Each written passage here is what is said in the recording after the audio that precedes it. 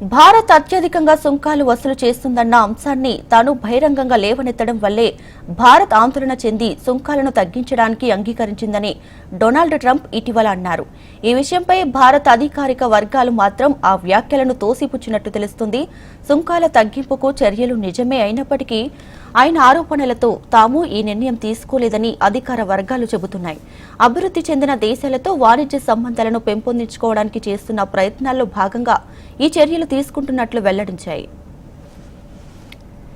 గతంలో ద్వైపాక్షిక వాణిజ్యం ఒప్పందాల నేపథ్యంలో భారత్ వరుసగా Australia, United Arab Emirates, Switzerland, Norway వంటి దేశాలపై సుంకాలను తగ్గించింది.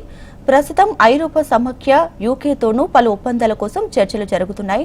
ఈ క్రమంలోనే అగ్రరాజ్యంతో వాణిజ్య సంబంధాలను మరింత బలోపేతం చేసుకోవడానికి వీటిని తగ్గించాలని న్యూఢిల్లీ నిర్ణయం తీసుకుంది.